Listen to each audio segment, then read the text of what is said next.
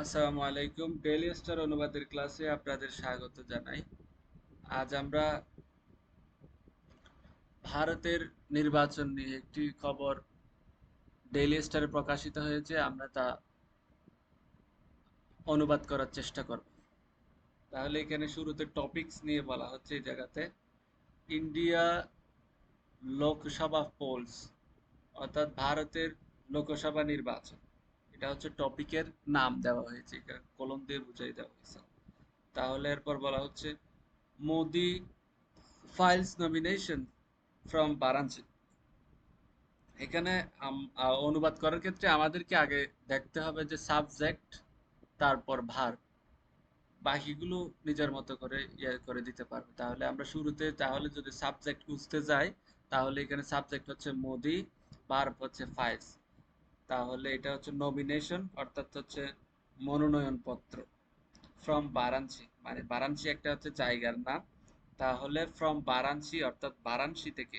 Nomination মানে হচ্ছে মনোনয়ন পত্র। ফাইলস মানে হচ্ছে দাখিল করা। এই যে আমরা কেস ফাইল করা হয়েছে বলে না, তাহলে কেস মানে দাখিল করা হয়েছে বা মামলা দায়ের করা হয়েছে এই টাইপের। তাহলে মোদি ফাইলস, তাহলে মোদি দাখিল করেছেন নমিনেশন মনোনয়ন পত্র ফ্রম বারাণসী। তাহলে এটা যদি আমরা একটু সিরিয়ালি অনুবাদ করতে গেলে তখন দেখবো যে মোদি বারাণসী থেকে মনোনয়ন পত্র জমা দিয়েছেন, বা অন্যভাবে বলতে গেলে মোদি বারাণসী থেকে মনোনয়ন পত্র দাখিল করেছেন। এখানে শেষ।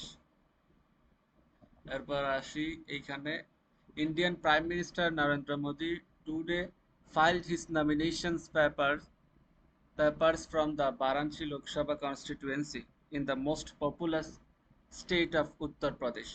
এইখানে সাবজেক্ট ধরতে গেলে আমরা Indian prime minister Narendra Modi, এইখানের মোদি হচ্ছে সাবজেক্ট। তাহলে ভার্ব হচ্ছে ফাইল। তাহলে মোদি কি করেছেন? ফাইল করেছেন মানে দাখিল করেছেন ইস নমিনেশন পেপারস, তার মনোনয়ন পত্র from the Varanasi Lok Sabha constituency মানে হচ্ছে বারাণসী লোকসভা যে নির্বাচনী স্থান আছে সেখান থেকে মোদি মনোনয়ন পত্র দাখিল করেছেন। তাহলে এরপর সেই জায়গাটা বারাণসী সম্পর্কে কিছু তথ্য দেওয়া হচ্ছে, তা হচ্ছে in the most populous state of Uttar Pradesh. তাহলে উত্তরপ্রদেশ যেটা অনেক বেশি জনসংখ্যা বহুল একটি উত্তরপ্রদেশের রাজ্য হচ্ছে বারাণসী। তাহলে আমরা শুরু থেকে যদি এখানে বলতে হয় তাহলে সাবজেক্ট মোদি, তারপরে তাহলে আমরা অনুবাদ করতে গেলে ভারতের প্রধানমন্ত্রী নরেন্দ্র মোদি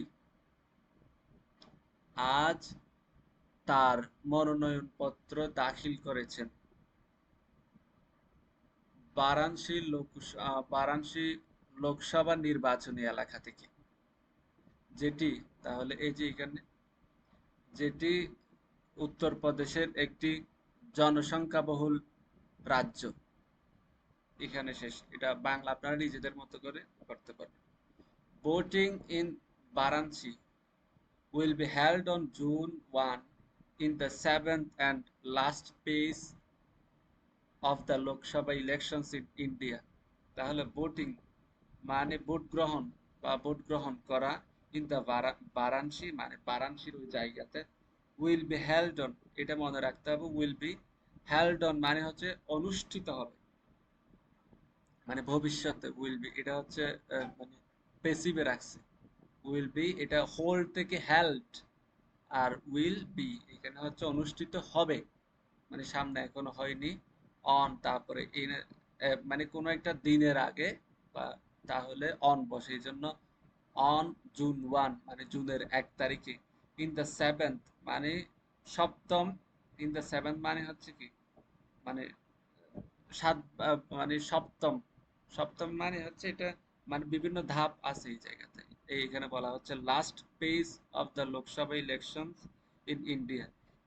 এই যে এখানে লাস্ট পেজ মানে হচ্ছে সর্বশেষ ধাপ, মানে এখানে এরা কয়েক ধাপে নির্বাচন করছে, তাদের মধ্যে হচ্ছে সর্বশেষ ধাপ যেটা আগে বলা হচ্ছে যে সেভেন।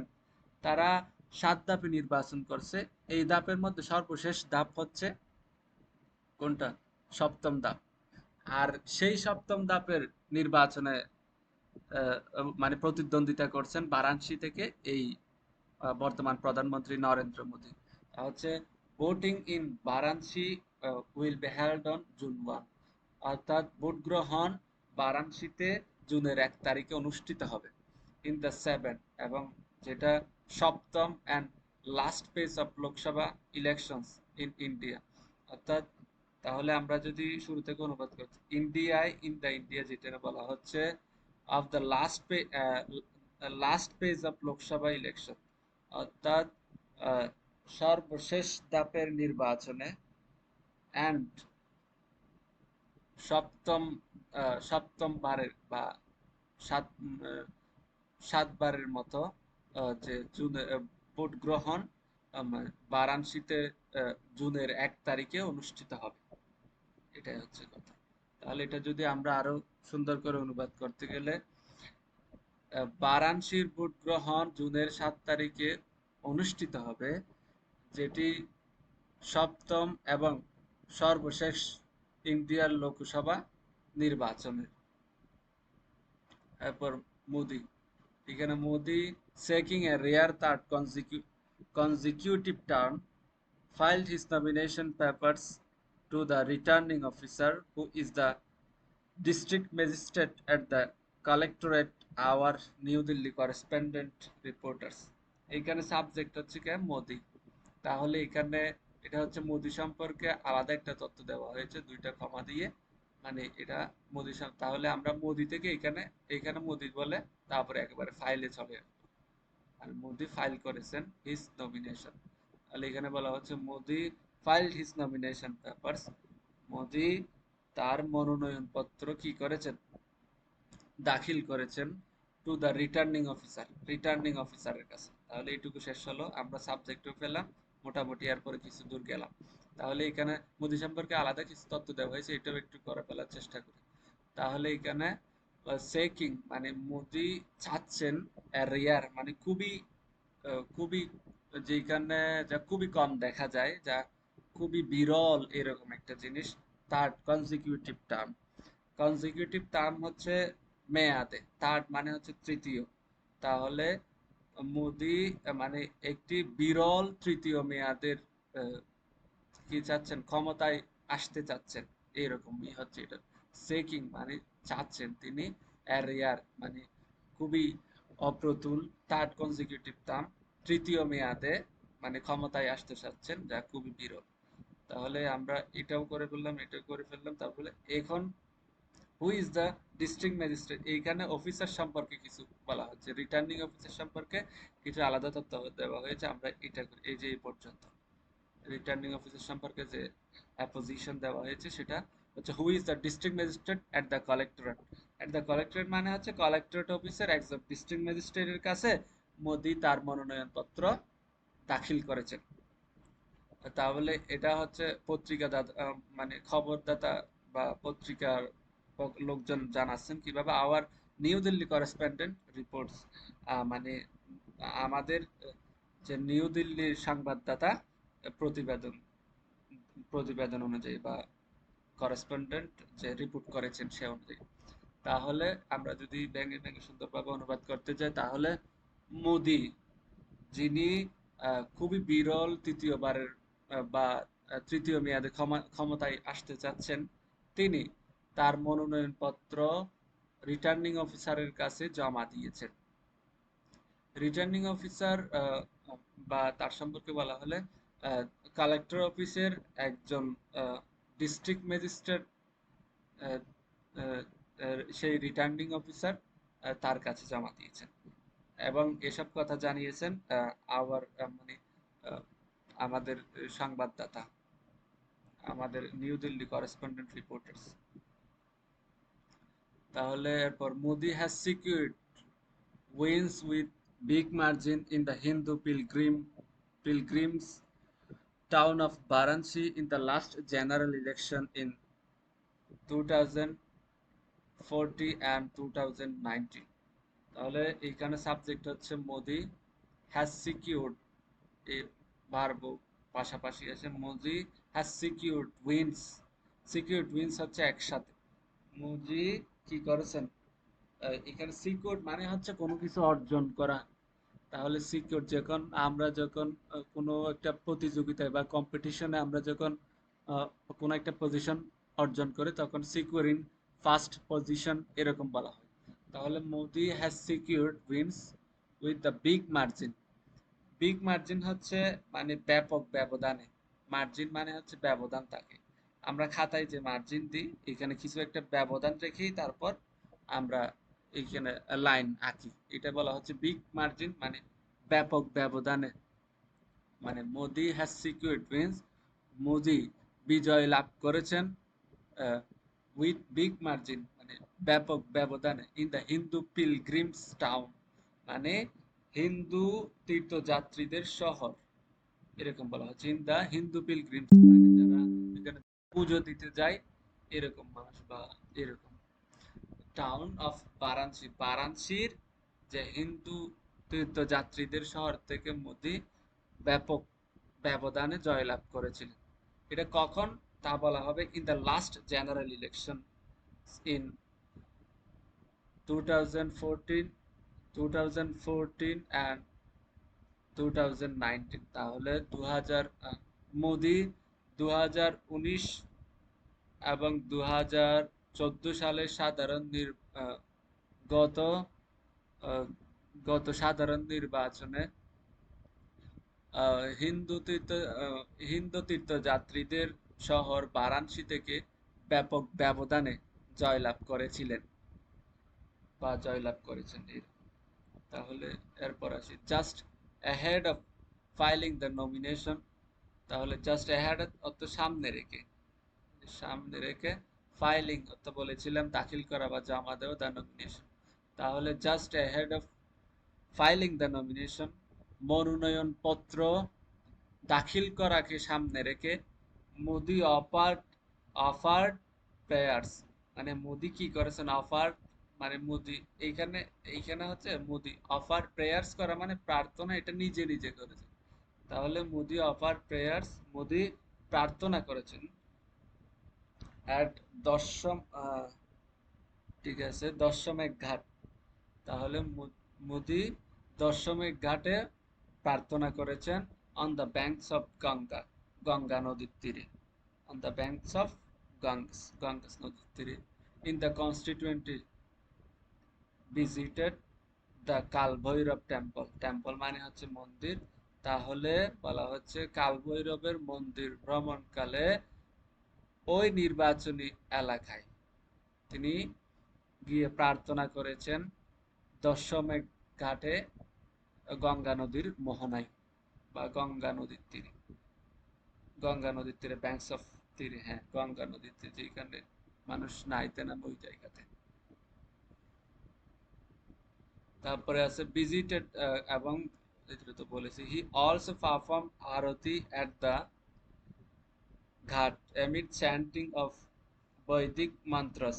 তাহলে তিনি আরো পারফর্ম করেন বা তিনি আরতি, তিনি আরতি যেটা আগুন নিয়ে আরতি করে শুচি হওয়ার জন্য পবিত্র হওয়ার জন্য তিনি আরতি করেন এট দ্য ঘাট, তিনি ওই ঘাটের মধ্যে আমি চান্টিং অফ বৈদিক মানে বৈদিক মন্ত্র পড়ার মাধ্যমে তিনি ঘাটে আরতিও করেন এরকম। তাহলে ওয়াইল ফাইলিং হিজ নমিনেশন, তার মনোনয়ন পত্র জমা দান কালে, ওয়াইল ওয়াইলের পরে অবশ্যই যদি আইএনজি থাকে তাহলে ওই সময়টা বোঝায় আর কি। ওয়াইল ফাইলিং অর্থাৎ যখন তিনি জমা দিচ্ছিলেন বা জমা দান কালে, হিজ নমিনেশন তার মনোনয়ন পত্র, তার মনোনয়ন জমা দান কালে মোদি ওয়াজ অ্যাকম্পানিয়েড বাই, অর্থাৎ মোদির বলা হচ্ছে মোদির ওয়াজ অ্যাকম্পানিয়েড বাই মানে মোদির সাথে ছিলেন বা সঙ্গে ছিলেন senior leaders of his party BJP and it's regional ally, মানে বলা হচ্ছে রিজিওনাল অ্যালাই মানে আঞ্চলিক মিত্র এবং যারা বিজেপির যারা সিনিয়র নেতারা আছেন তারা মোদির সঙ্গে ছিলেন। ইয়েস্টারডে মানে গতকাল Modi had held A 6 kilometre road show, মানে মোদি হ্যাড হেল্ড মানে হচ্ছে মানে করেছিলেন বা অনুষ্ঠিত হয়েছিল 6 কিলোমিটার রোড শো, মানে 6 কিলোমিটারের একটি রোড শো, মানে হচ্ছে মানে প্রদর্শনী, যেটা রাস্তার মধ্যে শো ডাউন, এরকমই একটা জিনিস। তাহলে ইন বারাণসী, বারাণসীতে তিনি 6 কিলোমিটারের একটি মানে রোড শো করেছিলেন বা শো ডাউন করেছিলেন। আফটার, পরে, হুইচ হি সেইড, এরপর তিনি বলেন, কি বলেন, the love and blessing showered by my family members of Kashi during the road show has become an unforgettable moment of my life. তিনি বলা হচ্ছে, কি বলছেন, দ্য লাভ অ্যান্ড ব্লেসিং, ভালোবাসা এবং আশীর্বাদ, showered মানে যা দেখিয়েছে, বাই মাই ফ্যামিলি মেম্বার, কাশির মানুষরা তার প্রতি যে ভালোবাসা এবং আশীর্বাদ দেখিয়েছেন, এই যে ডিউরিং দ্য রোড শো, মানে এই এই রোড শো চলাকালে, তা তার জন্য কি হয়েছে, হ্যাজ বিকাম, তা হয়েছে an unforgettable moment of my life, এটা তার জীবনের জন্য একটি মানে কি বলা যায় না বা বা বলা যাবে না এমন একটি সময়, এটাই বলা হচ্ছে। তাহলে বলা হচ্ছে যে কাশীর রোড শো চলাকালে কাশীর আহ, তার কাশীর যে কাশীর মানুষ বা কাশীর ফ্যামিলি মেম্বাররা, তিনি তাদেরকে, কাশীর মানুষদেরকে তার ফ্যামিলি মেম্বার বলে মনে করেন, এই জন্য এরকম ফ্যামিলি মেম্বার্স মনে করছেন, যে যে রোড শো চলাকালে কাশীর তার আমার ফ্যামিলির সদস্যরা যে আশীর্বাদ এবং ভালোবাসা দেখিয়েছেন, তা আমার কাছে স্মরণীয় হয়ে, সেই সময়টা আমার জীবনে স্মরণীয় হয়ে থাকবে বা স্মরণীয় হয়ে আছে, এরকম হ্যাজ বিকাম, হয়ে উঠেছে, এরকম হয়েছে তার জীবন। তারপর মিডিয়া রিপোর্ট সেইড, মিডিয়া বা গণমাধ্যম প্রতিবেদনে বলা হয়েছে বা প্রতিবেদনে বলেছে, Modi choose the timing, Modi পছন্দ করেছেন the timing of nomination filing, মানে মনোনয়ন পত্র জমা দানের সময়টা মোদি বাছাই করেছেন কখন, 11:40, অর্থাৎ হচ্ছে 11:14, মানে এটা হচ্ছে তিনি 11:40 as the auspicious times hour, মানে এটা খুবই স্পেশাস, মানে হচ্ছে অনুকূল বা শুভ সময় বা ভালো সময়, মঙ্গলী বা মঙ্গলজনক টাইম বা মঙ্গলজনক টাইম, এই সময়। অ্যাসপেয়ার মানে হচ্ছে অনুসারে, অ্যাসপেয়ার মানে হচ্ছে অনুযায়ী, মানে কোনো কিছু অ্যাকর্ডিং টু, এরকম আর কি। অ্যাসপেয়ার দ্য আলমানাক অ্যান্ড অভিজিৎ মহারত অ্যান্ড আনন্দবুক, তাহলে আনন্দবুক এবং অভিজিৎ মহারতের আলমানাক মানে পঞ্জিকা অনুসারে এই সময়টা খুবই মানে শুভ বলে মোদি এই 11:40 এই সময়টায় মনোনয়ন পত্র জমা দেওয়ার জন্য বাছাই করেছেন। অ্যাকর্ডিং টু হিন্দু অ্যাস্ট্রোলজি, মানে অ্যাকর্ডিং টু মানে অনুসারে, হিন্দু অ্যাস্ট্রোলজি মানে হিন্দু জ্যোতিষশাস্ত্র, তাহলে হিন্দু জ্যোতিষশাস্ত্র অনুসারে Abhijit muhurat is the eight muhurat of the day, মানে অভিজিৎ মহারত হচ্ছে মানে দিনের অষ্টম মহরত, occurring between the sunrise and the sunset, যা কখন হয়, হুইচ ইজ occurring, এটা বলতে পারি আমরা, মানে ওই সময়টা অভিজিৎ মহারত যেটা ঘটে সানসেট এবং সানরাইজ, মানে সূর্য উদয় এবং সূর্য অস্ত যাওয়ার মধ্যেই হয় দিনের, মানে তাহলে পুষ্য পুষ্য নক্ষত্র is also considered an auspicious time of Hindu astrology, তাহলে পুষ্য নক্ষত্র হিন্দু হিন্দু জ্যোতিষশাস্ত্রে একটি শুভ সময় বলে বিবেচনা করা হয়। অ্যাজ ইট ইজ বিলিভ, কারণ তারা বিশ্বাস করে যে performing activities during this time, অর্থাৎ এই সময় কাজ করলে, এই সময় পারফর্ম করলে কি হয়, এই সময়গুলো ব্রিংস মানে নিয়ে আসা, আনে, কি আনে, গুড লাক মানে হচ্ছে সৌভাগ্য, অ্যান্ড ব্লেসিং আশীর্বাদ, তাহলে এই সময়ের কাজগুলো আহ, তাদের জন্য সৌভাগ্য এবং আশীর্বাদ নিয়ে আসে বলেই তারা বিশ্বাস করে হিন্দু জ্যোতিষশাস্ত্র অনুযায়ী। তাই পুষ্য নাক্ষ তাই পুষ্য নক্ষত্রই তাদের কাছে মানে শুভ সময় বলে বিবেচিত হয়। ধন্যবাদ সবাইকে।